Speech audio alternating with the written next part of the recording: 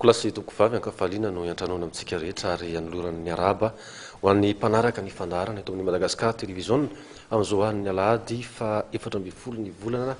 Jolay 2012 izao manasantsika anaraka ny fandarana hatramin'ny farany amin'izao alina izao fa iny ny fandarana l'actualité amin'ity takariva ity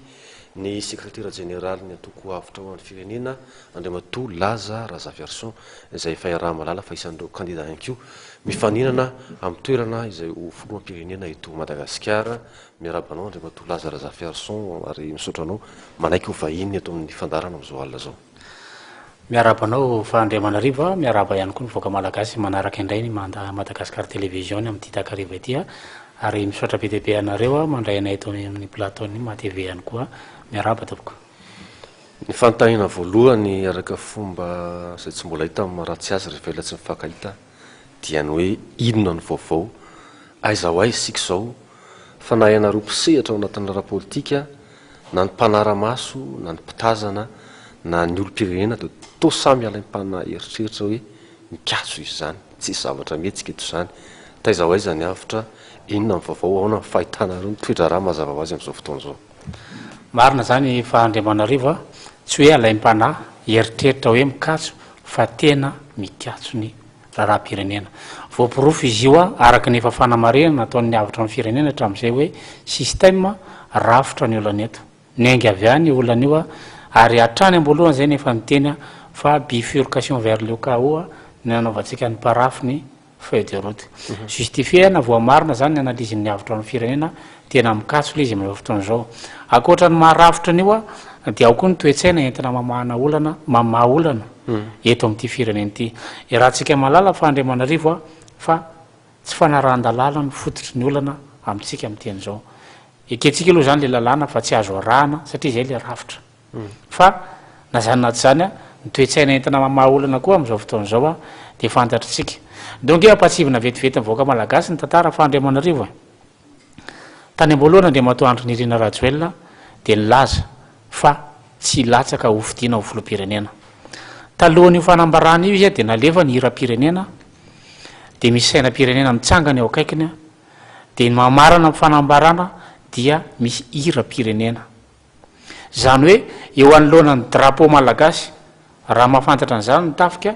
raha ny drapeau no ampiasaina na ataontsika hoe sous le drapeau no anaovana fanambarana dia solennel ampahabe maso officiel ara-panjakana izany fanambarana izany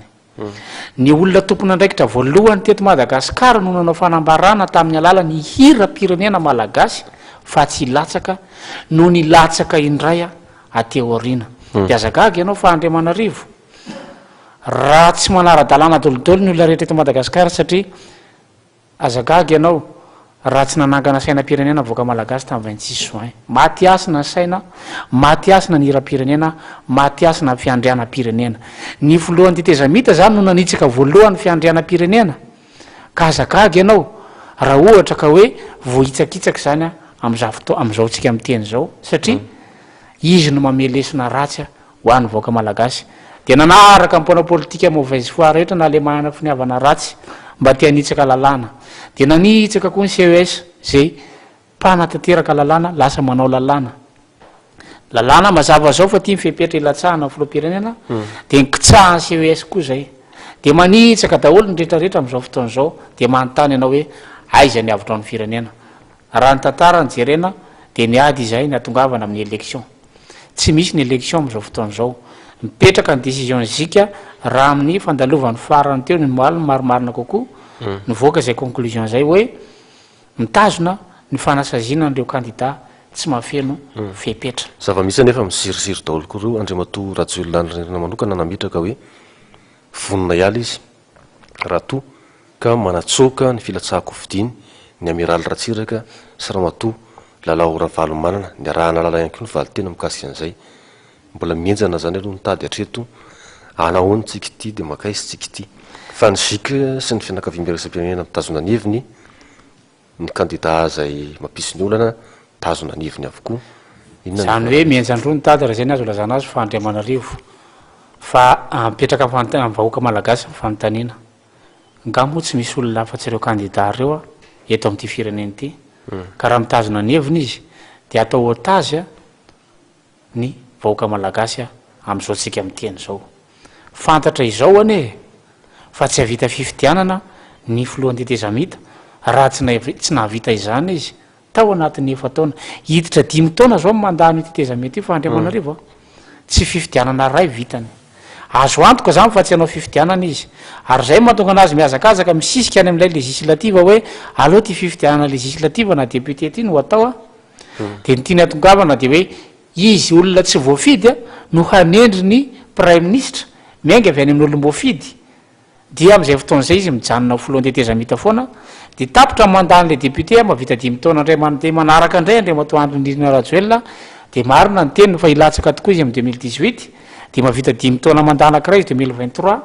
de mahazo manao deuxième mandat izy raha lalam-pandrenana 2028 izy zany vao mieritreritra ny ala eo de inona moa zany ny eritreretintsika fa atafavoana amin'ny crise inona zany no tokony atao raha ny fijerinareo am'izao fotoana zao satria zay nitoedra raha hoe ireo candidat zay resahanareo tsisy mieritreritra iala reo le izy fa Andriamanarivo fianakaviam-piaraisam-pirenena tsy anaiky an'ireo arifa ny teny fa tsy hany mifankatoavana an'izay fifidianana voto raha ireo milatsaka ao anatiny sa roso amin'ny atigasy sika hoe alefa araka ny fanazavany CES tamin'ny fotoan'androny hoe natonga amin'ny fanapaha-kevitra andraisana de ilay antsoina hoe intime conviction hoe raha misy mety fanoliana ny ray am'ireo ahina hiteraka korotana na tiatsika na tsy tiatsika fa Andriamanarivo de tsy maintsy mandray fanapaha-kevitra malagasy mazava amin'ny fomba ahoana zay ho azavaitsika zay fa Andriamanarivo satria zay ny fifidianana zay tokony anehoana n'ilay fandraisana ndraikitra ny faneho-kevitra amin'ny alalan'ny safidy zany zao mbola kamantatra ka izay indrindra nefa Andriamanarivo ny olany zay le niteneniko teo hoe ny lalàna rehetrarehetra zany zao ny itsahina daholo hatrany amin'ny faratambony manitsaka ka hatrany amin'ny farany ambany teto amin'ity firenena ity fantatra zao fa nandeha ny fifidianana hoe 24 juillet tsy misy lalàna nanafoanana zany daty zany mandraka androany de namao fanambarana fotsiny ny ministeran'ny atany hoe ajanona aloha ohatra amin'ny propagandy ny avitra amin'ny firenena no nitady vahaolana hoe izahay manara-dalàna azonay atao zany ny manatanteraka propagandy profony zany tsy misy lalàna afahana manenjika anay mandraka ty ny androany marimarina kokoa satria ny olona milaza foana hoe nangalatra départ ny avitra amin'ny firenena tsia ny candidat hafa no nangalatra retara fa izahay dia nanara-dalàna hoe itya ny lalàna mifely fifidianana mahazo mandeha my propagandy de tateo rena moa nylaza ny président de senite hoe tokony atsahatra aloha my propagandy de nylaza koa ny ministeran'ny atany hoe tokony atsahatra my propagandy communiqué ve tompoko no afahantsika manitsaka ny lalàna décret mivoaka avy any amin'ny conseil des ministres fa efa mivadika ny tany raha ny mpitsara no tsy mahay lalàna eto Madagasikara afangaro ny mpitsara atraminy hoe satria mpitsara re olona mitenyreo fa Andriamanarivo afangaro ny mpitsara ny filazana manjo sy ny acte de décès tsy misy lalàna hatreto nanafoana nylay fifidianana dikan'izay tsy nandika lalàna ny avitra amin'ny firenena voapirofo zany tsisy ninina azo atao amin'ny avitra amin'ny firenena raha nyjanony izay de satria fantatray fa sahirana ny rehetrarehetra amin'ny fikarakarana fifidianana satria tsy ho tafavoaka le bulletin unique conviction nay manokana zay de teny ianao hoe inona ary zany no vahaolana fa aloha ny amezako vahaolana fa Andriamanarivo de andeo ampahafantarina aminao ny fiantraika n'izao crise zao any ny tokoana ambaravarany olona tsirairay nandre fanapa-kevitra ohatra miaramila frantsay fa apiato ny fiaraha-miasa amin'ny miaramila malagasy amintsika miteny zao 34e promotion ny eny amin'ny akmila ary tsika mafantatra fa tsy manana avion tsika ampianarana ny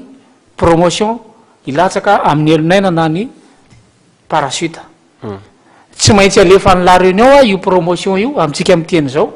fa tsy nomeny frantsay visa zany hoe faute de moyen dia tsy afaka miakatra reo promotion orinareo noho ny ataony commandement zay miaraka amin'ny fitondrana amin'izao fotoana zao mazava mantsy fa raha to ka tsy nasain'ny frantsay tsy nasainy ny filohan'ny tetezamita tamin'ny 14 juillet androany tsy nasainy ny prime ministre tsy nasainy ihany koa ny filohan'ny CT ny filohan'ny CST tsy nisy nasainy manam-pahefana eto amin'ity fireneny ty mazava zany fa nitsoro amin'ny position ny frantsay hoe tsy mifanaraka aminay tsony nareo satria efa nisy fanambarana be de be natao tany am-boalohany ary mitoy zany amin'ny fanambarana zika zay ivoaka amin'ny ainao manjery raha-pitso alatsinainy satria efa nilaza ny communauté international hoe tsy keny tsy fanarahan-dalàna any aminareo io fa mininy kipy ny mpitondra malagasy am'izao tsika miteny izao de mitady lalana hafa ahafahana manodina ny sainy vahoaka eny hatramin'ny lainga aza satria voalazako teo fa teo amban'ny sainam-pirenena malagasy de matorajoela no ny teny hitapoky hitam-pirenena hoe tsy ilatsaka aho akehitriny izy de miteny reo hoe ilatsaka raha vao milatsaka retsy raha mbola ohatra zany hitondratsika firenena fa Andriamanarivo de ny fiatraikanyio araka mivoalaza ny banque mondiale amitsika miteny zao 700 mahery mahantra avokoa ao anatin'ny firenena 200 Madagasikara ny farany ary ao anatin'ny firenena manjatony zay tsy misy ady eto ambonin'ny tany i Madagasikara de anisan'le mahantra indrindra tsisy ady eto tsisy basy mipoka eto fa mahantra isika raha mahantra i Afghanistan de nohony ady misy any aminy fa ny antsika fanainina ny fantrana fa tsy mba zavatra hoe tsy azo ialana noho izany ny vahaolana de tsotra ny avitra amin'ny firenena raha ny teny hatrany amboalohany hoe rafitra ny olana eto amin'ity firenena ity de rafitra zany mila vahana eto izahay ny voy an'le fifidianana ary nanao defi mihitsy ny izahay raha marimarina kokoa hoe inona moa ny antony hitazomana ny antoko rehefa tsy misy fifidianana satria marina tokoa fa Andriamanarivo fa nisy tetezamita teto hatramin'ny 72 nisy foana teto ary tsika zao anatina tetezamita fa ny tena marina tetezana tsy napitatsika tao anatin'ny fahasoavana ilay tetezana ny lalovantsika fa tetezana nampilentika dia makivy ilay mieritreritra le hoe transition de zay no nataokanay hoe ny mpanao politika rehetrarehetra ny raha nanangana toko ny akamarony de mba hitsofoana azahoana fahefana ao anatina tetezamita tahaka izao am'izao dia be debe ny ao anatin'ny fahefana satria fantatra fa tsy ahazo vahoaka rehefa andeha tokoa ny fifidianana de azakagy ianao raha mpanao politika ary ao anatin'izany le candidat voasazy ny communauté internationale ry zareo no mibloqué n'le fifidianana vahaolana dao jerena le solution no meny avitra ny firenena ary zay no anentananay mivoaka malagasy milaza ny communauté internationale etseroa hoe mila mandray andraikitra mivoaka malagasy miantso any koa ankolaka izy ireo mila mandray andraikitra ny tafika malagasy fa ny tafika malagasy no hitodiako voalohany raha nandainga ny foloany tetezamita teo ambany ny sainam-pirenena malagasy de mazava zany fa tsy omena tsiny ny international raha ohatra ka maka ny position ary ny zava-doza de zao rehefa namoaka décision ny frantsay tamin'ny alalan'ny Quai d'Orsay na ny ministère ny affaires étrangères dia nilaza fa tsy mahazo makany a Frantsa itsony ny mpitondra fanjakana tetezamita ny nampome sady nahagaga hoe nga de tena tsy mahay administration ny fitondrana malagasy de nanao appel izy de nahaka avocat iady amin'ny fitondrana frantsay nefa pouvoir ny président de république no mamoaka didy hoe tsy mahazo miditra ty te olona ty tsy azonao discuter ny fitsarany zany de namaly moa ny filoham-pirenena frantsay hoe monsieur le président la situation est grave et vous n'êtes plus le bienvenu en France zany situation misy amitsika zao io anefa no présidentsika amitsika miteny zao de averiko any aminao malagasy ny fitenenana fa ianao zany no anoratana teny hoe vous n'êtes plus bienvenu en France itsika voaka malagasy ny mpianatra malagasy anao stage zao tokony alefa ny la réunion promotion 34e ao amin'ny akmille de tsy mahazo makany la réunion tsika miteny zao de ny fitondrana tetezamita ve no manao ny ataony de isika rehetrarehetra ve no iara izaka ny vokatra ty zavatra ty fa anjaran'ny tafika no mandinika hoe ny commandement ny tafika zay no sazin'ny fanjakana frantsay koa am'izao fotoana zao mazava ny position ny frantsay ireo ny mila mandinika hoe mbola mety ve ty lalana ty ka anaovana fanambarana hoe satria tsy nasain'ny frantsay de natao fanambarana hoe zay koa tsy amonjy any raha vitan'izay ngely izy fa Andriamanarivo tsy maninona fa misy génération be debe ny ao ambany eo victime eny za de mitodika manokana filohan'ny tetezamita na tsy hijery mivoaka malagasy azy izy za malahelo ny taranany fa ny zanako fa Andriamanarivo tsy ataoko sorona amin'ny fitazomako fahefana fa ny zanako filohan'ny tetezamita vitany ny nanao sorona azy satria tsy izy rery no tsy mahazo makany Frantsa fa ny vady aman-janany atraiza moa fa Andriamanarivo no afahantsika manana confiance amina olona tahaka izany. Ianao ve sa manao sorona zanakao? Zava-doza zany fa Andriamanarivo. Fitondrana ve? Lazarazafiarison raha ohatra ka nanao politika dia nahita fa mila votana ny firenena. Ary zay no nanangana anay ny avotra ho an'ny firenena. Esprit de sauvetage. Toetsaina anavotra no ananany ny avotra ho an'ny firenena ary zay no iarahany Lazarazafiarison nilatsahana ho candidat. Ny vahaolana zany a dia andao apetraka le autorité mixte efa nidradradradrainy ny avotra ho an'ny firenena hatramin'izay. Apetrao io autorité mixte io a averina indray mandeha fa autorité mixte io a ny anarana tondrany azy tamin'izany fotoana zany a dia autorité mixte de la transition na autorité mixte de l'État na autorité mixte pour la refondation. Mila orina hatrany amin'ny fotony Madagasikara fa averimberina eto foana zany a satria io système io ny bloqué io système io donc alaitsika sary zany fa ianareo ve tsy mihevitra hoe efa hatramin'izay ny avitra amin'ny firenena milaza foana hoe tsy mety io système io tsy tafavoaka io fa efa tsy maintsy fantatra ny efarany hoe tsy ahomby fa izay système zay no mbola mipetraka hatramin'izao ary mikarakara ny fifidianana zay idiranareo eo no mahatonga ny olona tsy dia mahazo loatra ny tena tia ny avitra amin'ny firenena atao matetika hoe inona ny tena tiany Lazarazafiarison atao sady manakina izy hoe tsy mety io système io système io nefany a no mbola rafitra mipetraka hita mikarakara ny fifidianana tsy mahatsiaro tena avy ny avitra amin'ny firenena hoe ny takosina ary ny ray tsy kombakomba amin'izao mampitarazoka ny toetra raha izao satria efa nafantatra izy fa Andriamanarivo olona zany gaga ny olona inona ny tena tiany avitra tiany avitra ny firenena tenenina dia izao izahay a raha nitondra vahaolana dia hoe ity le vahaolana natolotra ny fitondrana malagasy natolotra ho an'ny rehetrarehetra ovay io rafitra io zay nge tsy niditra atao fa Andriamanarivo nidikany a zay tsy voakasika le système raha iteny ianao hoe ahoana ny efahana manovan'io a nareo hitsofoka ao anatin'le fifidianana dia averiko aminao sy averiko mivoaka malagasy ny fanontaniana raha misy fandraisana andraikitra tokony atao ve zany dia nitianao tenenina hoe tsy hiteny izahay fa miandry an'io rodana ho azy eo marina fa irodana io fa tsy maintsy miteny izahay hoe ity ny vahaolana ka le système fametrahana système nefa Andriamanarivo tsy esprit de vengeance ny zany fa zay ngeny nataon'ny fitondrana ny fandimby teto tao anaty 10 taona averina foana itya fitenenana ity fa un pays ne doit pas baser son avenir sur la vengeance. Lazarazafiarison tsy mieritreritra nanao valifatra politika eto amin'ity firenena ity fa raha zay ianao zay hoe anova système dia arodana daholo ny rehetrarehetra dia amin'izay fotoana zay ianao mieritreritra hoe hitondra rehereto fa tsy zay ngeny tadiavineto fa ity le système dia andao ity no pratikena no apiara fa nisy foana le antso fa hatreto aloha tsy misy tena manohina mivantana zay hoe izao no atao raha ohatra ka manohana ny tafo raha ohatra tonga ihany ary ny fifidianana fa tsisy miova le système zay filoha lany io ve zany raha ohatra ianareo ny lany dia ametraka ny anova ny zavatra anova ny rafitra izay ny tanjonay a voalohany ny fifidianana aloha zany zao a efa sarotra ninona atongavana amin'ilay tena fifidianana satria ho amin'ity 13 ity satria irahantsika malala fa bloqué izy amin'izao raha mbola nova CES tsika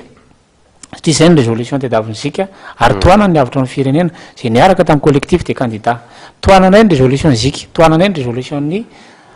communiqué ny collectif de candidat hoe tokony apetraka amin'ny fanaran-dalàna eto amin'ity firenena ity fa kosa hovany andre mandeha raha manovan'zay rehetrarehetra zay tsika iza no hitarika dia iza no anova eo foana nge le problème miverina foana zany le fanontaniana hoe iza ny aloha ny atody sa ny akoho tsy nety voavaly zay nandritra ny titetezana dia hovaliko le izy fa Andriamanarivo satria ny avitra amin'ny firenena no nitorany vahaolana io hoe système io aiza ny élément déclencheur afahana manovan'io raha miteny ianao hoe efa nidradradratra foana zay fa tsisy piainao tsy marina zany fa Andriamanarivo zay raha nanao propagande nisy ny hainy fa tsy nanaraka na tsy azo ny olona ahoana ny tokony atao zany rehefa nova azy fa ny olona dia mafantatry miteny hoe avitra amin'ny firenena dia hoe système zany fantatry ny olona zay fantatry ny olona zany hoe misy vahaolana aloha eo raha ohatra ka mandray fanapa-kevitra ny tafika ary tsika tsy afaka ilaza fa mitovy daholo ny ao anatin'ny tafika fa Andriamanarivo ary zay no angatahana voaka malagasy andrefanapa-kevitra ohatra ny tafika hamaly ve ianao raha ohatra ka ireo fondation io no atao satria izay ny proposition ny avitra amin'ny firenena zany misy karazana fangalana fahefana miaraka amin'ny tafika indray zany ny fangalana fahefana ny marimarina kokoa fandramanarivo fanonganam-panjakana anaty fanonganam-panjakana hafa indray misy fanjakana angamo eto Fandriamanarivo raha ohatra ka hitenitsika fa misy fanjakana eto fa tsy mahazo reconnaissance tsika manera zao tontolo zao na ianao aza ny foloanao tsy mahazo mitety azao tontolo zao fanjakana ve zany Fandriamanarivo ianao zao voasazy ny olona representantinao ndao ataotsika hoe solotenanao amin'ny fanjakana tsy mahazo mivoaka ka na voafidy ane zany reo olona reo de tsy mahazo mivoaka Madagasikara de zavatra nisy teto Andriamatoa Lazarazafiarison virina kely amin'ny tantara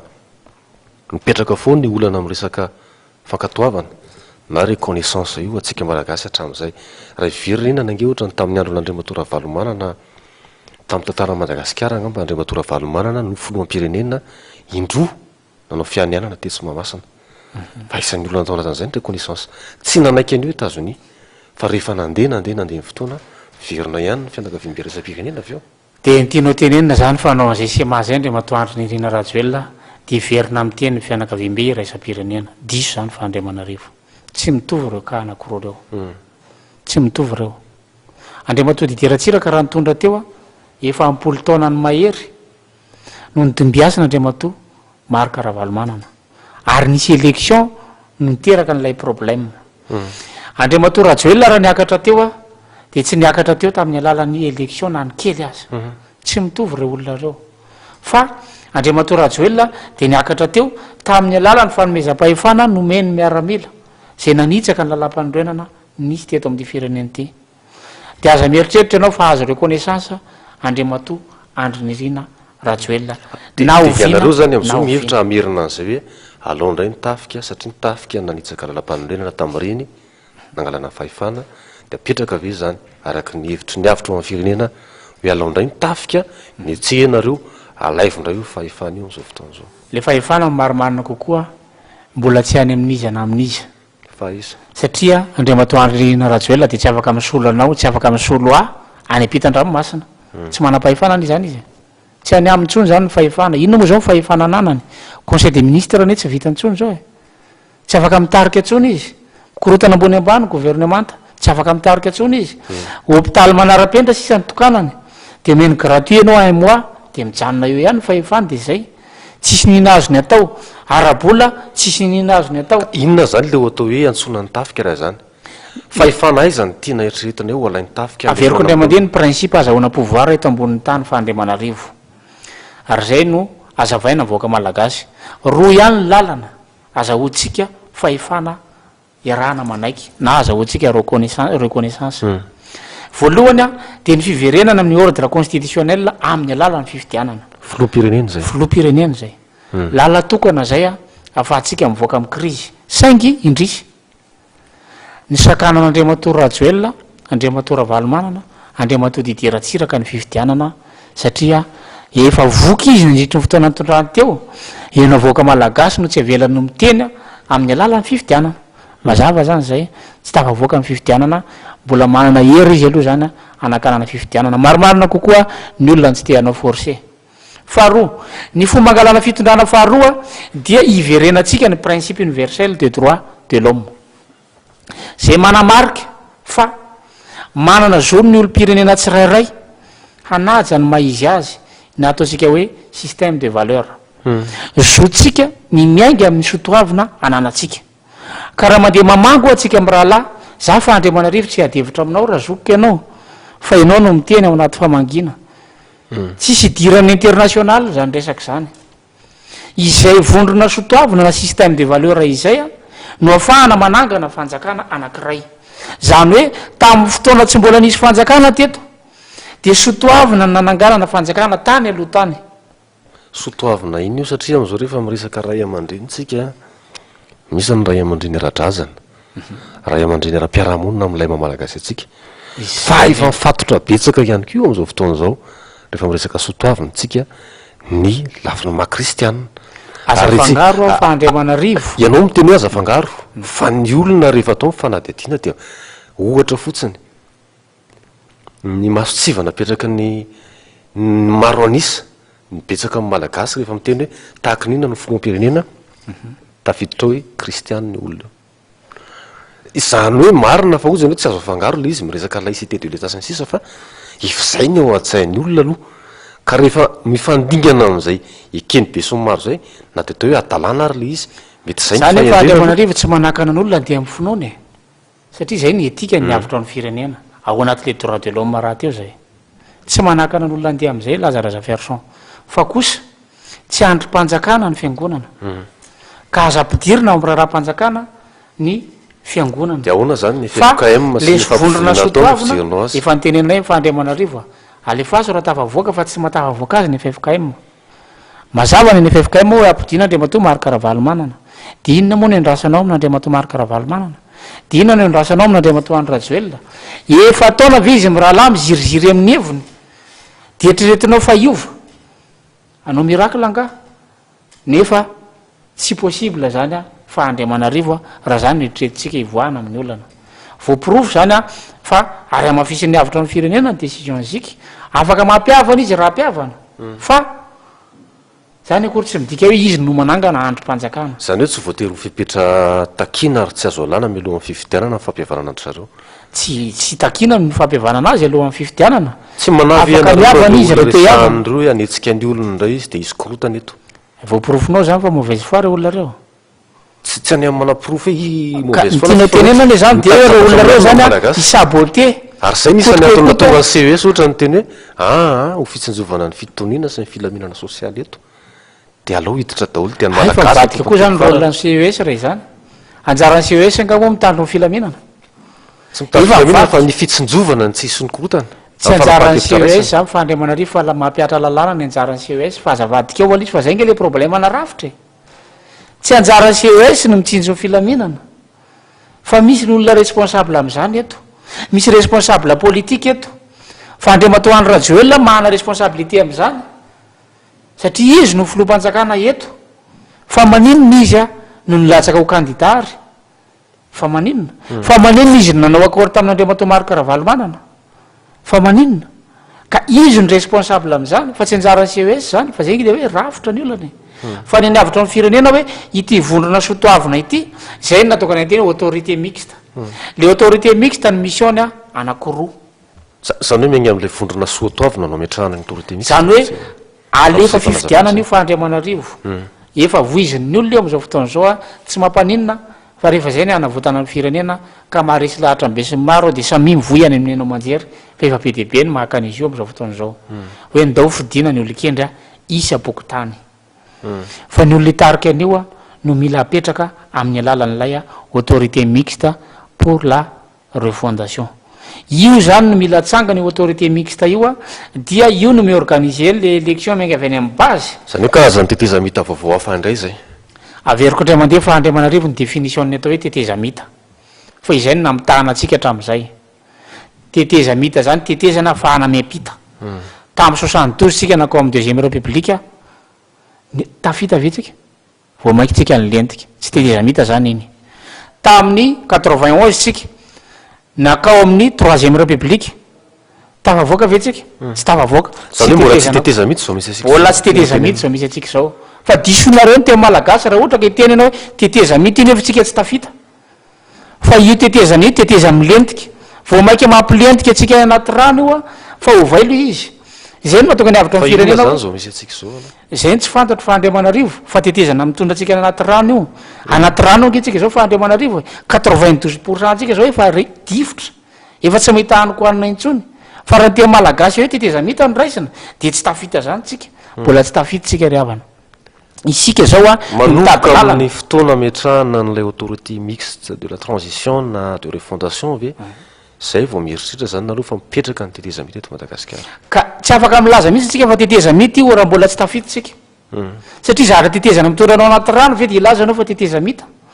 tsy tetezana akory aza io ary ny olona miay aho hoe raha misy tetezamita vaovao io de raha raha ovina ndray vao hitapitra io miay ah ny olona satria tsotra le tetezamita teo a nanala ny sakafo tany ambavany fa raha tetezamita mamerina sakafo any ambavany olona io manome azy sakafo manome azy asa manao nireo fondation hatrany amin'ny base dia antany ve ny olona reo viny reo olona mamahana anareo ny miala io antany izany ve ny olona tsy antany izany ny olona fa mauvaise foi nananana finiavany ratsy ny mpitondra teto hatramin'izay izay no nitsangana ny avitra amin'ny firenena izay no nijeroany Lazarazafyarison hanavitra ny firenena ary zay no iantsoko ny tafika apetrao io rafitra io fa tsy manana safidy anareo na iray aza akoatran'io zao dia samy teny izany fa Andriamanarivo ary inoko fa hotono ny vahoaka malagasy rehefa tonga ny fandraisana fanapaha-kevitra avy any amin'ny tafika le tafika resahako eto tsy tafika anonga-panjakana hoe avadika exilé politika amin'ny mpitondra tsia Lazarazafyarison tsy manaika ny fisin'ny exilé politika intsony mila vahana ny gadra politika mila alefa ny anao manjery rehetrarehetra mila vahana ny olana ara-tsosialy ny vahoaka fa mato io rafitra io fimpiry moa zay fa Andriamanarivo ny maka ohatra hitsara alatra koa ve ho dia mila ianaranao eny amin'ny NMG raha tsy mivoaka avy eny amin'ny NMG nge anao tsy afaka mandidy hoe zao sazy mpangalatra koa ny président pokotantsika ve tsy afaka moaka didy hoe raha misy olona mangalatra koa eto amiko dia zao ny saziny ianarana any amin'ny NMG zany dia mbola tsy anaiky ianao hoe rafitra maty io zany fa Andriamanarivo ny mila avaozina hoe avereno hatrany amin'ny base io rafitra io avy any amin'ny fototra zay ny mahatonga an'ilay hoe reo fondation hatrany amin'ny fototra mihitsiny zany ka alohany anaovanareo fondation dia mila groupen'olona anao an'izany fondation zany fa tsy vitan'olo tokana zany fa Andriamanarivo io indrindra mitady an'izay vondrona zay na ho any sivily na ho amin'ny miaramila ny zavatra misy tao anatin'ity tetezamita ity dia tsy takona fenina visiny hoe tsy fitovikevitra na fivakivakisana ao anivon'ny tafika ohatran'izay ve no eritreretina fa afaka andray andraikitra metraka n'izany autorité mixte de la transition zany mijery ny mpanao politika asa misy ronjato mahery eto Madagasikara olona efatra no na telo no mahatonga ny fikatson'ny raharaha fa tsy manan-kery reo rehetrarehetra manjato ny maroa natriandro izy iza ny vondrona resahana iza ny vondrona eritreretina ametraka nyity autorité mixte de la transition ty sa raha falazavanao dia efa misy fifandraisan-tendro mipetraka andro fa Andriamatoa Lazarazafyarison zany no tafiditra ho isan'ny tarika soloa ampisorona ao anatiny miaraka amin'ny tafika zay fa anaovan'ny mpimaso eto amin'ny fandarana raha mpimaso filazanao ny fanavotam-pirenena fa Andriamanarivo dia manameloka ny mpanavitra firenena ianao fa tsy ilaina ny mpimaso amin'ny alalan'ny famarinana fa marina io dia marina aza tsaraina diso ny zavatra marina fa mijaly ny vahoaka malagasy na mpimaso ny tafika na tsy mpimaso ny tafika tsy any ny olana ny tafika ve dia tsy mahalala fa Andriamatoa Rajoelina ho anao fanambarana eo ambany sainam-pirenena dia nandainga rehefa avy eo dia mbola sahy teny isahy lanjany iny isaina iny ve ny tafika lanjainy iny tamin'ny 26 juin teo iny saina iny nefa no nanaovana maloto hoe androany manao hoe tianao atao dia rapitso hoe zao ny atao tsy mpimaso ny tafika fa Andriamanarivo fa milaza ny marina amin'ny tafika hoe raiso ny andraikitra andray izy arabasoa arabatsara raha iteny anao hoe Lazarazafyarison ve dia izy ny vondrona ao anatiny io aza miampanga ny voaka malagasy ho tsy mainin'iny ntsika fa Andriamanarivo ka ho tsy manam-panahy fa mivoaka malagasy dia malala ny tokony ataony misy teknisianina manaliny eto Madagasikara mahafantatra hoe tsy mety eo ataon'ny fitondrana betsaka nge matsapa an'izany betsaka manampaizana ary betsaka ny evanteny fa inona le mitranga inona ny ametanao fanontaniana amiko hoe samy mangina ka zay zao iza no ao anatin'izany satria samy mangina daholo angeto ny hoe mangina fa Andriamanarivo samy mipirina samy mieritreritra momba azy ihany tsy ny mangina tsy midika akory ny hoe tsy andray fanapaha-kevitra fa rehefa feno ny kapoaka dia mandray fanapaha-kevitra ny rehetrarehetra ampahendrena inona ny antony mety afeno ny kapoaka mbola tsy feno tsara nga izy zao zay no iatsona ny tafika mbola tsy feno zao ny kapoaka ny tafika rehefa nitapahany miaramila frantsay ny fifandraisana aminy ka raha mbola mazaka an'izany le promotion victime ao ambany rehetrarehetra dia mbola tsy feno zany le kapoaka mbola mazaka an'izany ary tsikako mbola tsy feno zao ny kapoaka raha mazaka an'izany tsika hoe ny filoham-panjakanao tsy voasa naiza naiza fa midy ao anaty birao fa na misy invitation naiza naiza tsy mahazo izy mbola tsy feno zany le kapoaka ny vahoaka malagasy na ny hanina hoan'ny isan'andro azy efa tsy hita intsony dia mbola iteny anao hoe tsy feno kapoaka tsia manam-pahendrena vahoaka malagasy ny lalana ny voahana tamin'ny krizy hatramin'izay no tsy nety fa ity ny lalana efa atolotry ny avitra amin'ny firenena rafitra io mila mitandrina isika raha anova rafitra c'est tout un système ny mpahalalana ikoizana eto Madagasikara dia manaiky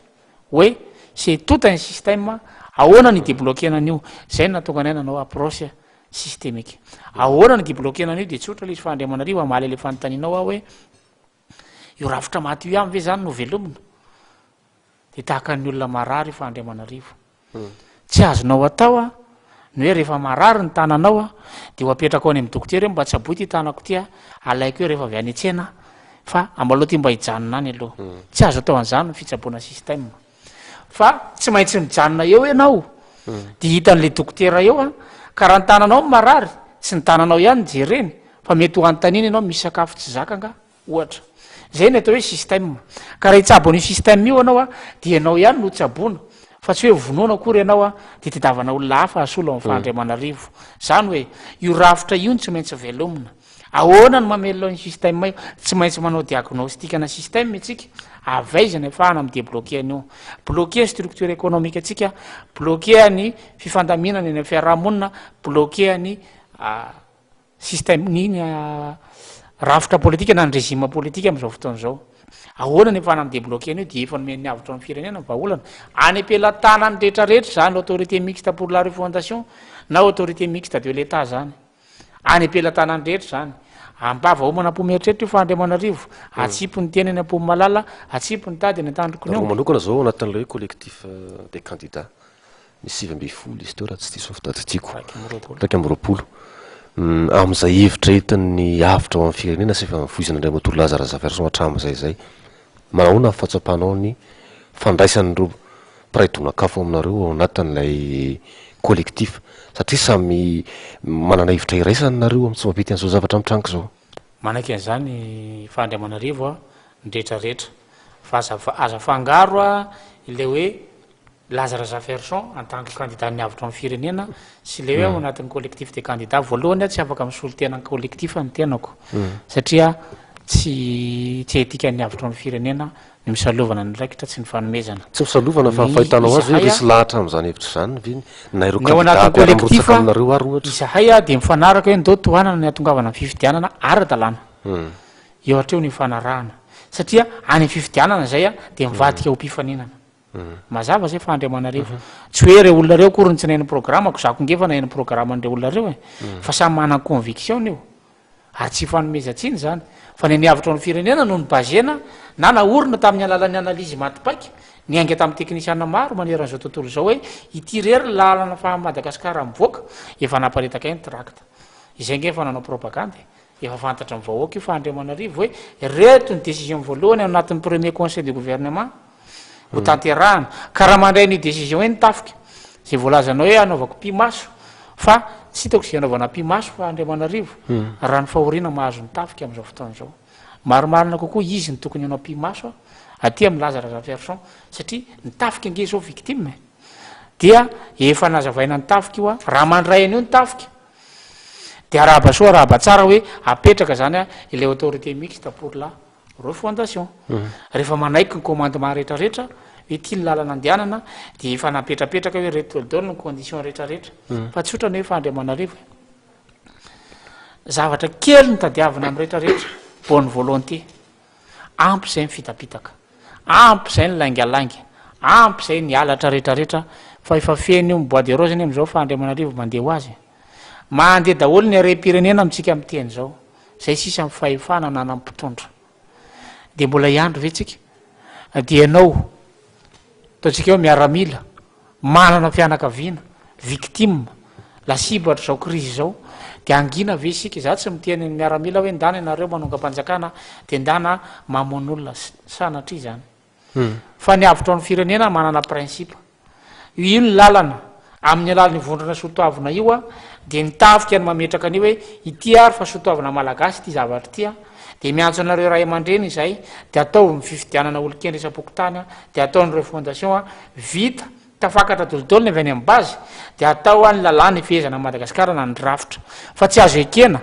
ny mbola misy niteny ray teorina hoe ndao asena mifidy lalam-pandroenana ny malagasy de enina tsy le lalam-pandrenana tsisy malala de terenao fotsiny le olona nao enina tsy hokaramainao le mpifidy hoe ataovy eny ty nataovy tsy aleo le vahoaka ny anao ny lalàna ifehezana azy izay le refondation fa raha mbola adalaina indray tsika hoe ny constitution tokony alefa aloha de mbola fanadalàna saim-bahoaka indray zany teteza mita bisy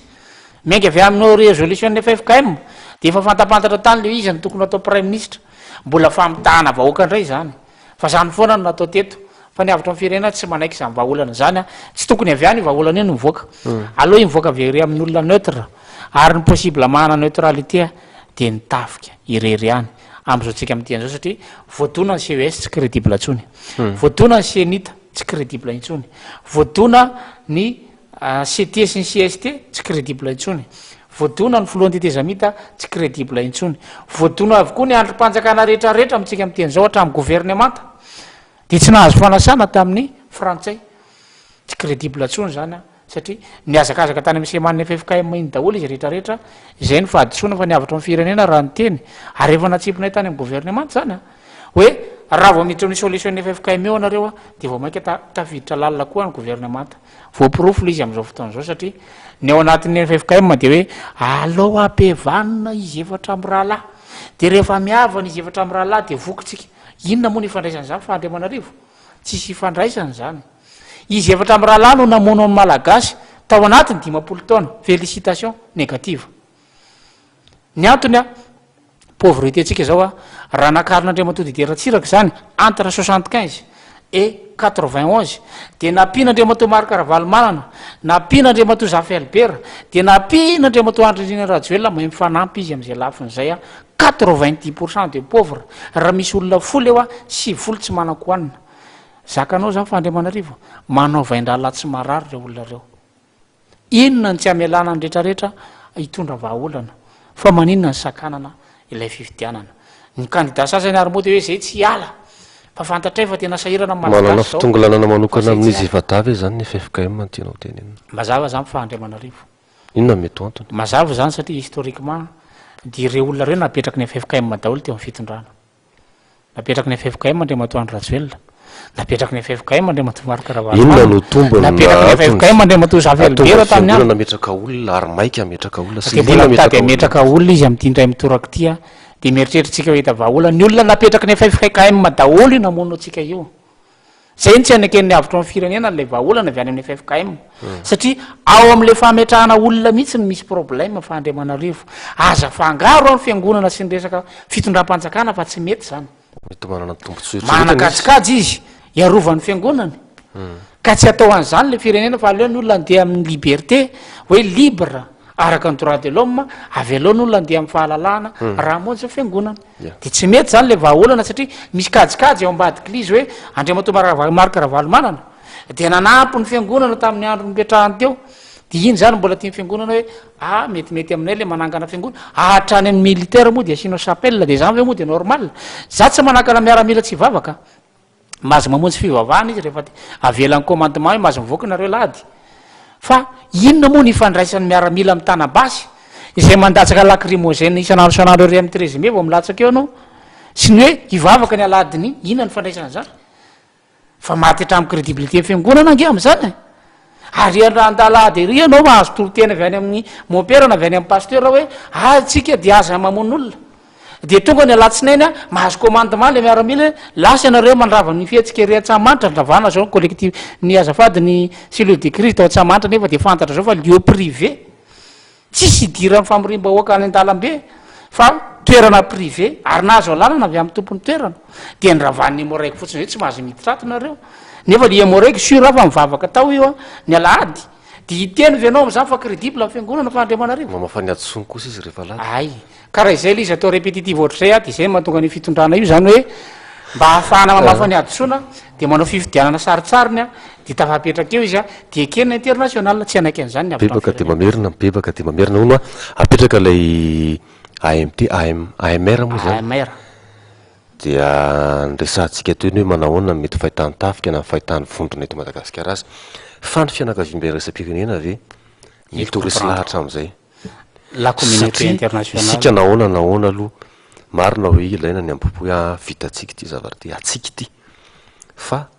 manana no ety manana tanteraka afahana miatrika ve tsika raha tsy eo ny fianakaviam-pirenena resy lahatra very zareo am'izany sa efa misy ny tsy liatsofo la ny andala tsara fampiresana en cas de prise de responsabilité afin de sauver le pays, la communauté internationale comprendra. Comprendra an'izany communauté internationale fa Andriamanarivo. Ny international any zao no tsy manaiky intsony ny fitondrana io. Dikan'izay tsy salasalana fa hanaiky an'izany ny communauté internationale à condition tsy misy raha mandriky. Zay. Dikany ny communauté internationale io dia mandeha principe. Eo amin'ilay raha mandrika mantsy ny samy manana ny mety amaritany azy. Fa ianao ve tsy mana raha apetraka zany misy ny mety atsiaro tena hoe voatohitohina mitombontsoany misy ny vondrona mety very intérêt ao anatiny. Tsy ahina ve satria zavatra fanaompanao politika malagasy zany mamorona fietsehana na korotana an-dalambe na toy zany mba ahafahana manamarina amin'ny alalany fisian'ny raha latsaka ny an-dalambe fa tsy mety ny zavatra mitrangy eto amin'ny firenena. Avy aloha zay latsaka ny an-dalambe dia latsaka ny avatra amin'ny firenena ngera mametraka zany vahaolana zany fa Andriamanarivo tsy midika hoe hoitina indray mipanohitra. Fa raha ohatra ka ilatsaky ny an-dalambe ny 3 mouvance indray après nio na 4 mouvance après nio mahazo milatsaka eny angizy. Mety fampitatana Andriamatora Valosoratsoelona amin'izay fotoana zay. Karaha zay ny fahafantany fa mety anaporofono fa ny fiapatsara velatsizy tao anatin'ny efa-taona inona moa no mahasakana an'izany. Satria zavatra efa fahita tao firenena foana zany. Ny avatra amin'ny firenena tsy miditra amin'ny vie privée ny olona fa Andriamanarivo. Principe no hitondranay firenena. Lazarazafiarison candidat mandeha amin'ny principe hoe ndao avotany ty firenena ty. Ka zay fietsika ataon'izy amin'ny rahalahany na izy evatra amin'ny rahalahany tsy idiran'ny avatra amin'ny firenena fa efa nisy tokoa zany teto. Fa ny avatra amin'ny firenena tsy manaiky ny trahison na ny famadihana atao amin'ny voaka malagasy. Ka efa zatra mandainga amin'ny mpanao politika ka nasaina pirenena sy hira-pirenena aza no ialoavana amin'ny kabary dia milaza eto hoe mandeha ny hira-pirenena dia manao fanambarana tompoko lazy tompoko vavy za tsy ilatsaka. Tapitra ny hira-pirenena dia tompoko lazy tompoko vavy za ilatsaka. Ka raha mbola ohatran'izany nitondrantsika amin'ny firenena marary ny voaka malagasy. Ny voaka malagasy ankory ny tsy oladala fa Andriamanarivo fa malala ny tokony ataony. Fa raha mandeha solution io liberena ny gadra politika avy eo andeha ny fanarenana amin'ny firenena ary atao ny fampihavanam-pirenena. Le fampihavanam-pirenena koa eto tsy resaka kristianisme fa Andriamanarivo. Fa fampihavanana miainga avy any amin'ny base. Le olon-kendry no hikarakara amin'ny fampihavanam-pirenena. Io le tenenay hoe réconciliation verticale et horizontale. Amin'izay fotoan'izay tsika afaka manantena Madagasikara miavana ary mipetraka ny lalàna satria voafaritra ny lalàna hitondrana Madagasikara zay manitsaka lalàna any am-ponja amin'izay fotoan'izay. Tapitra ihany koa Andriamatora Lazarazafiarison ny fandaharantsika rehefa mitopy etsy amin'ny famantaran'ora ny masoko dia raim-bava amin'ny tinana sy anomezanao ny mandram-peonao ampijery antsika. Mazava ny position-ny avatra amin'ny firenena fa Andriamanarivo inonay fa maharesy lahatra ny be sy maro amin'izao fotoan'izao lay olana ara-drafitra na crise systémique. Fantatritsika izy io eketsika izy io amin'izao fotoan'izao ny vahaolana zany dia avy amin'ny olona zay niteny zay crise systémique zay hoe ahoana ny ahafahana midébloquer io rafitra io. Izahay dia miantso mivoaka malagasy ho tony na zany na tsy zany satria na tiatsika na tsy tiatsika mihamafy ny situation amin'izao tsika miteny izao. Mihamafy tena mihamafy ka raha misy fandraisana fanapa-kevitra tamboka dia ny voaka malagasy no antsonay ho tony amin'ny fanohizana ny fiainana andavanandro. Fa kosa andraikitra ny mpanao politika ary zay no nitsangana ny avatra amin'ny firenena, andraikitra ny miaramila ary zay no iatsona ny tafika, andraikitra ny tompony andraikitra eto amin'ny firenena zay mitazona commandement, mitazona fahefana eto amin'ny firenena no mitady vahaolana ho an'ity firenena ity isaorana anao fa Andriamanarivo isaorana ny voaka malagasy nanaraka ny fandarana l'actualité tamin'ity arivo ity dia manao mandram-peona indray veloma tompoko. Tapitra ny fandarana mikatona azafady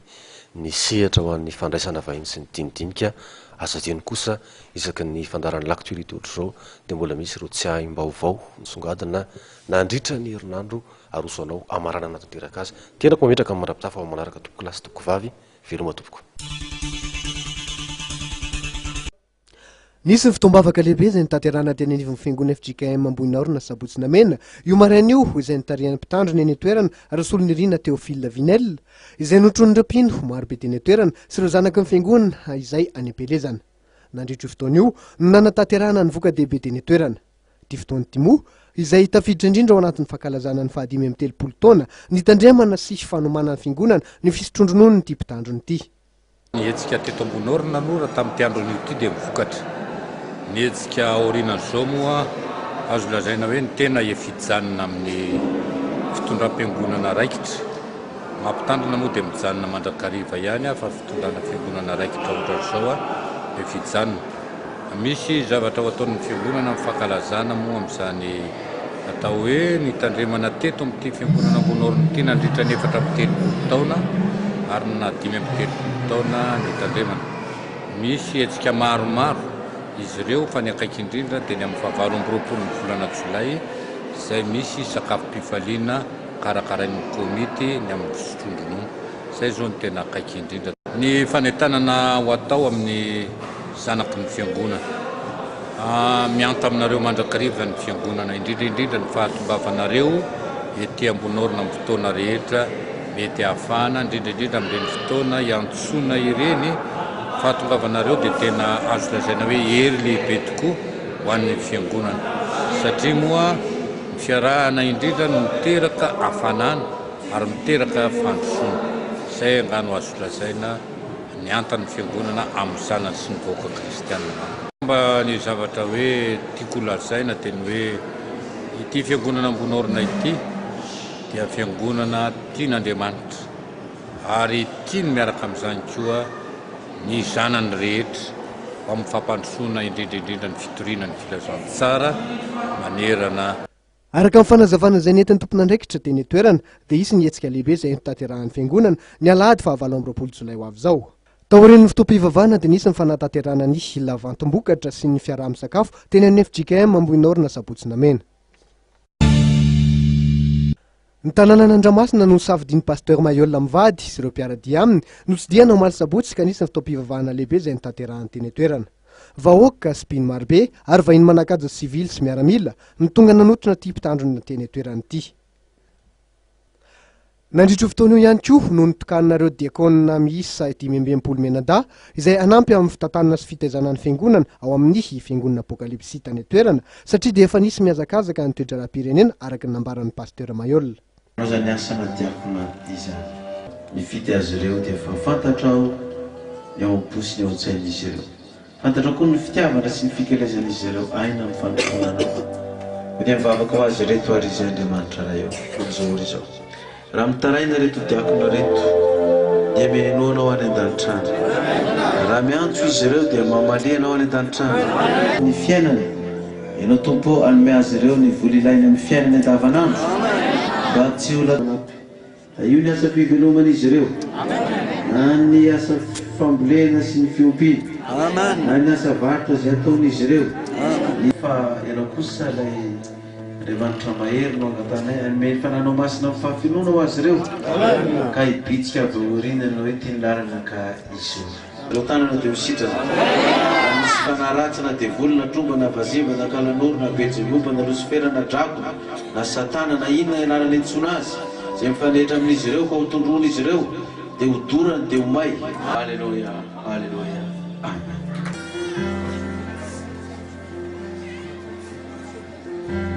Menara Jesus Kristus ilay maty levy mitsangana soratra masina no anokanana anareo diakona eto amin'ny fiangonana famina. Amen. Ino anokanana amenara Jesus Kristus ilay maty levy mitsangana araka ny soratra masina no anokanana anareo vavako diakona eto amin'ny fiangonana famina. Amen. Ilay maty levy mitsangana araka ny soratra masina no anokanana anareo vavako diakona eto amin'ny fiangonana famina. Amen. Ilay maty levy mitsangana. Marobe ihany koa ireo olona avy amin'ny faritra manodidina ny tonga nanotrona ty mpitandrony ity teny toerana. Io fotoana io no nanoloranareo famafisam-peo izay mitetina 4 tapitrisa ariary amin'ny fiangonana Andramasina. No mafisin'ny pasteur Mayol hatrany fa mizotra makany amin'ny fanatanterahana le faminanina azo ny 13 taona laza zay ny toetra rahapirenena mitranga ankehitriny.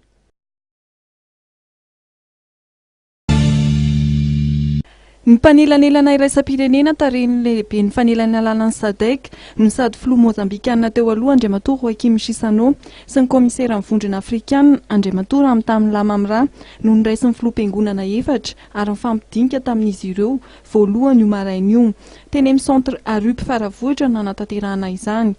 Tsy nisy nitaritra ofisialy izay nataon'ny ray aman-dreny mpiangonana tao aorian'ny dinika fa raha ny vaovao voaray dia anisan'ny noresahana tao anatin'ny fihaonana momba ny fampihavanana izay tarihan'ny FFKM. Nitondra fanazavana mikasika amin'ny pitsopitsony sy ny fomba entina manatanteraka ny fampihavanana ny FFKM. Anisan'ny dingana ao anatin'izany ny fampionana ny filoha efatra izay kasain'ny ray aman-dreny am-piangonana ho tanterahana eto Madagasikara. Nandresy lahatra ny sehatra iraisam-pirenena ihany koa ny FFKM fa tsy mifanipaka fa mifanindran-dalana ny asa tanterahan'ny rotonta. Ary nosorotsoritana tao anatin'izany fa misy dingana maromaro ny fampihavanana tarihin'ny FFKM, misy dingana izay totosana mialohan'ny fifidianana ary misy ihany koa ny dingana izay lavitrezaka aorian'ny fifidianana. Taorian'ny mpanelanelana avy amin'ny GIC dia lehibe ho nivo mitandro filaminana ny niaona tamin'ny FFKM. Naharitra ora maromaro ny fihaonana teo amin'ireo hery roa ireo ary nitanterahana tao anatin'ny tsy ambaratelo tanteraka. Heverina nefa fa nifototra tamin'ny fanomanana fanatanterahana ny fihaonana eo amin'ny filoha efatra ary indrindra momba ny fampojiana ny filoha teo aloha Marc Ravalomanana izay sesy tany any Afrika Atsimo ny fihaonana. Marihana fa fihaonana faharoa taorian'ny fihaonan'ny fitotonta teny Ivato io ny tanterahan'ny lehibe mitandro filaminana sy ny FFKM androany io.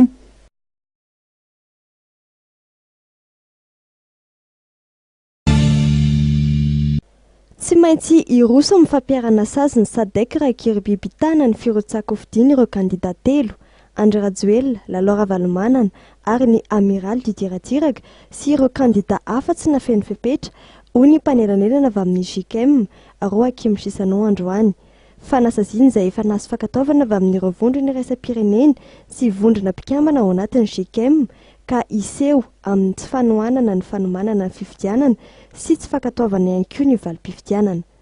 Nanome fotoana ho an'ireo kandida tsy nafeno fepetra andinihana makasika ny fitakiany amin'ny fanesoran'izy ireo ny firotsakofidiny ny GICM. Iren'izy ireo raha amin'ny faran'ity volan'ity farafatarany no mahazo valokavatra izy ireo. Nambaran'ity mpanelanelana ny iraisam-pirenena ity fa efa naneho fahavonona Andriamatoa Andry Rajoelina amin'ny amoahany diditsy volana ahafahan'ireo kandida tsy nafeno fepetra manala ny taratasy firotsakofidin'izy ireo. Saingy nametraka fepetra kosa ny filon-teteza mita fa tsy iroso amin'izany raha tsy efa manaiky ny ala tsy ho kandida ihany koa i Ramatoa Lalao Ravalomanana sy ny amiral Didier Ratsiraka. Aorian'ny famoahana diditsy volana dia iverina handrafitra lisitra vaovao ny kandida ny CES izay miainga amin'ny lisitra amin'izao fotoan'izao. No marian'ity mpanelanelana iraisam-pirenena ity fa CES efa nasiam-panovana mpikambana ao aminy manatanteraka izany. Raha nanao tatitra ny fihaonana tamin'ny mpikambana eo anivon'ny FFKM dia nanambara ny GIC fa mijanona eo amin'ny sehatra ara-pivavahana ny hetsika fampihavanana tanterahan'ny FFKM. Maniry nisy ny fifidianana amin'ity taon'ity ihany koa ny GICM raha ny fanazavana androany. Nanao tatitra tamin'ireo mpikambana ao amin'ny GIC eto Madagasikara moa ity délégation-ny GICM ity androany izay namarina ny fivahinianana nandritra ny 5 andro teto Madagasikara. Non, tsy mettre votre il faut dire niente. Vous ne pouvez pas les trois candidats, c'est-à-dire une opinion internationale. C'est un rappel aux Jérusalem. C'est un des bon, à peu près solution étonnée pour ce titre crise créée par la présidentielle. Crise créée qu'on était sur ajouté. Ravomiali, on est d'un gamme, mais tu m'as demandé sur les lettres. C'est clair.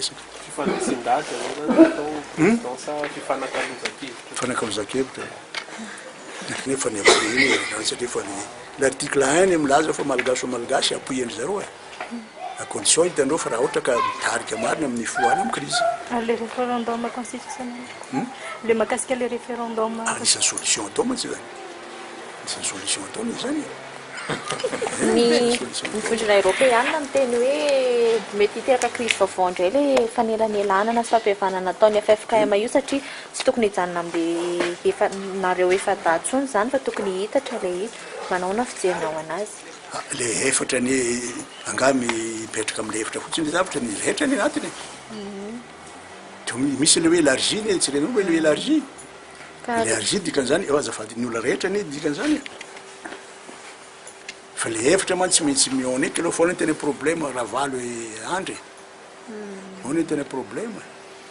io nefa nisy solution ihany oa tamin'ny mapoto 1 mapoto 2 fa c'est pas quoi pourquoi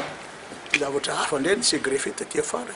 tsika hoe mbola iandraindreto vazaha reto ihany amin'ny famahana ny olana eto Madagasikara sa miatsika miandry zareo fa manao proposition itsika zao satria nareo zao miresaka aminazy mandroso vahaolana malagasy te ahazo vahaolana mbola tsy fantatra tsy maintsy miconvaincre azy ny tsika ny problème tsika tsy dia fantatra zareo ohatra fa tsika ny tena malala ny fond le problème tsy totosa ny etsika famorim-bahoaka nokasainy ny cellule de crise na ny komity mpanavotana ny Madagasikara ny tanterahana androany teto Antsahamanitra eny fa na dia efa nisy aza ny fahazondalana azon'izy ireo avy amin'ny tompona andraikitra voalohany ny kianja maitso na Antsahamanitra kanefa zavatra mahagaga rehefa tonga teto ny sonorisation sy ireo ankizy hanao décoration dia tonga teto ny moraika dia nisorona zareo hoe mampimandeha nareo fa tsy mahazo ampiasaina ny Antsahamanitra zay zavatra mahagaga anay hoe zavatra privé dia ka na inona midira ny hémorragie amin'izay zavatra zay ndazo alalana ampiasan'io kianja io zay zay marihana fa tsy ampanjakana fa ny fiangonana tonga eto izahay dia mahita fa tsy vitan'ny feno miaramila teo fa dia tsy navela misokatra le vavady ary araky ny feo ara dia toa hoe notazomina ny mahajanga any le pastora nanome alalana zay dia manambara fa tsy hisy filaminana sy fifidianana hovaniny eto raha fitondrana tsy tandalana manososy ny demokrasia misakana n'olona tsy aneo hevitra mba hanitsinany tsy mety miendrika tsy fanajana ny fahafahan'olom-pirenena maneho hevitra ny fanakanana ny etsika izay nokasaina ny tanterahana androany raha nambaran'ireo mpikamana eo anivon'ny cellule de crise fotoana nefa izao raha nambaran'izy ireo ifanomezana vaovao sy ampahafantarana ny olom-pirenena tsirairay ny tena zava-misy marina atao firenena sy ho fandinihana ihany koa amin'ny vahaolana amin'izany tamin'ny ray ora sasany atoandro teo dia nisy 10 ireo kandida amin'ny fifidiana sy olom-bavam-bahoaka eto amin'ny distrikina Tsimondrano no efa nanatitra ny antota taratasy firotsako fidiana teto amin'ny Braony CED tsara lalàna raha toka ny 12 jolay ho avy izao ny feim-potoana farany andraisana ny antota taratasy isan'ny nanatitra ny antota taratasy ny androany i Alson raha manandraitsiory izay atolotry ny antoky MTS na malagasy tonga saina tsy hoe safidy iny fa fanajana azonao nisy ny daty zany azy efa nomena daty feim-potoana hoe tokony ihany aterana le antota taratasy la mifilatsam-pidiana dia iverinay fa mariky ny fahamatorana ihany ny fanajanana zay daty zay dia mitanterahana le izy ary faharoa manarakarak'izay koa dia misy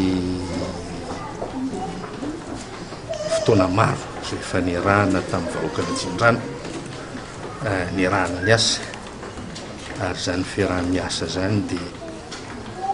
hita izy androany voaporofo androany zany fa afaka miara-miasa tsara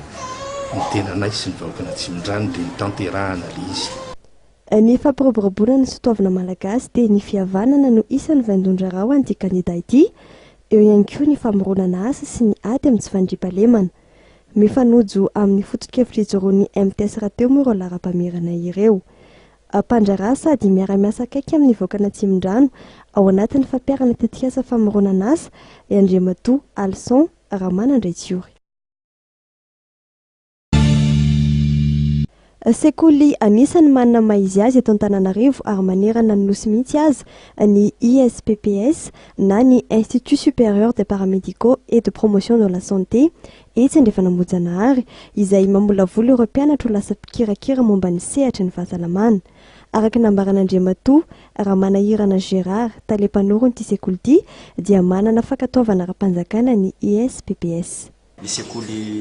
ISPPS zany zay miorina eto andrefanambojanahary Institut supérieur des paramédicaux et promotion de la santé zay nahazo zany fankatoavana ara-mpanjakana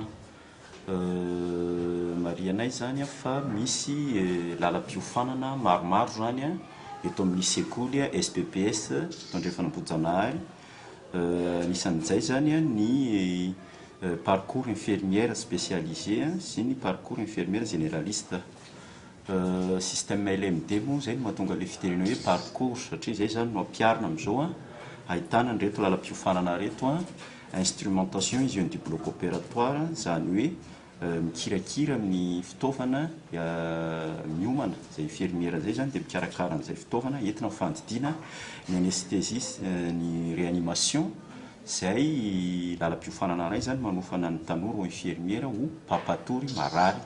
sy mamela azy ao aoriana ny fandidiana. Dia misy koa le urgence catastrophe zay ilaina zany amin'ny voina sy ny tranga samihafa. Fa anisan'izay mampiavaka anay zany dia misy an'ireo filera ireo ary eo anatin'izay ihany koa ny infirmier généraliste sy ny sage-femme. Ireo zany ny fomba fidirana atao aminay dia amin'ny alalan'ny test de niveau ary bac. Fa ny aide-soignante kosa zany no an'ireo tanora zay manana BEPC. Isy indray zany ny cours préparatoire fidirana izay 3 volana eo faharetiny manomboka amin'ny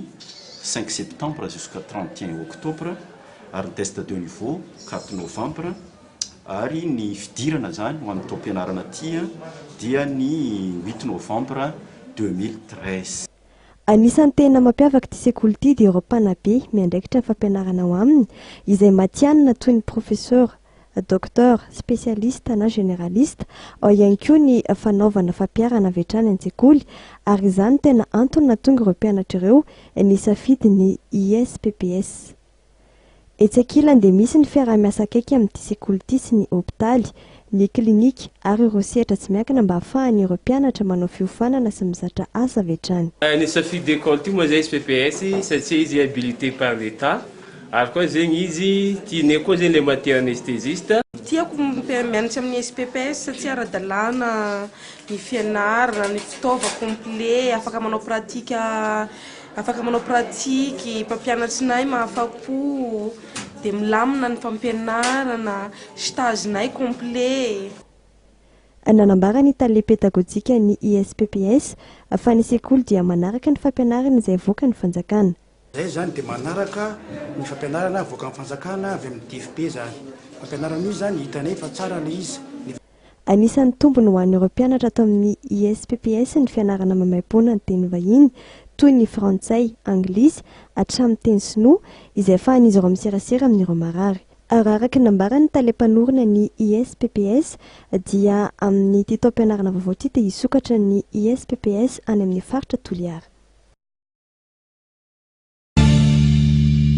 Finday ny volavolaina mba ho sazana ny fahefa-mividin'ny sarambabim-bahoaka ary avy amin'ny sokajy sosialy samihafa ny marika Mifone izay efa afaka jifaina mivantana eto Madagasikara manomboka izao. Ahitana karazany maro ny finday amin'ny marika Mifone, ao ireo misy configuration de base, ao ireo finday tactile ary ao ireo misy Android sy tablette.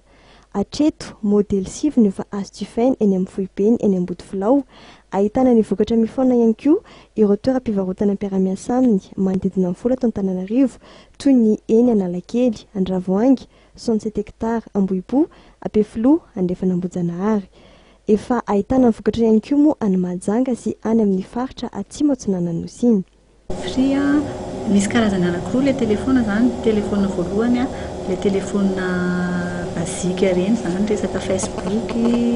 radio, MP3, MP4, dia telefona karazany faharoa resaka tactile, le telefona tactile dia sous Android zany. Dia le telefona voalohany zany manomboka eo amin'ny 38 500 eo mahazo anazy, dia le telefona tactile à partir ny 200 000 zany. Ezahana ny anenika ireo tanan-dehibe eto Madagasikara mandra-pahatonga ny volana septambra amin'ity taona ity. Amin'ny volana aogositra kosa dia ahatonga modely vaovao amin'ny finday eto Madagasikara ny Mifone. Misy fiantohana herintaona sy service après-vente atolotra amin'ireo finday marika Mifone. Any Maurice moa no fantatra fa misy ny foibeny Mifone izay mikasa anaparitaka ny vokatra eto amin'ny firenena 20 ety Afrika amin'ity taona ity. Isaky ny 3 volana dia mamokatra modely vaovao sy natsaraina amin'ireo modely teo aloha ny Mifone mba hamalina hatrany ny filan'ny mpanjifa.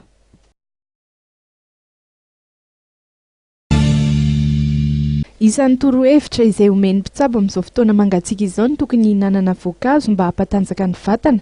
ary koa ahafahany miady amin'ny atsika sy miaro amin'ireo otrikaretina izay ateraky ny atsika isan-karazany. Ireo voankazo toy ny voasary izay isan'ny idealy sy mitondra ny vitamine C izay ilain'ny vatana hiaro amin'ny atsika tokoa amin'izao no tena vokatra. Ankoatr'izy ireny dia ireo karazam-boankazo manana loko mavo dia isan'ireo mitondra ihany koa ny vitamine C ilain'ny vatana hiady amin'ny atsika. Mbola misy voasary izy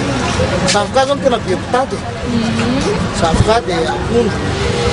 fa raha tena mangatsika be ny andro voasary tsy dia fotoana dia salana zany mitombony hoe mahasalama amiko fotsiny tombony nanako zavoka nanako an'ny lizy ny asatany ohatrina zao vidiny voankazo amin'izao misy fiakarany ay tena misy be misy taloha zao izy a 6 000 nangalana voasary izao fa 8 000 lafa. Somary miakatra tokoa amin'izao fotoan'izao ny vidin'ny voankazo any ankabeazan'ireo mpivarotra azy ireny eto an-drenivohitra dia miantoka sy mandray azy ireny avokoa fa tsy misy ny mpamboly. Manodidina ny 900 ariary eo avokoa ny kilao amin'ireo voankazo toy ny voasary sy ny pibasy, ankoatra ny mananasy sy ny frezy izay mahatratra amin'ny 2 ariary ny kilao. Na izany aza nefa dia isan'ny torohevitry ny mpitsabo ny fihinanana matetika ny voankazo eny fa na dia tsy misy fetrany aza izany.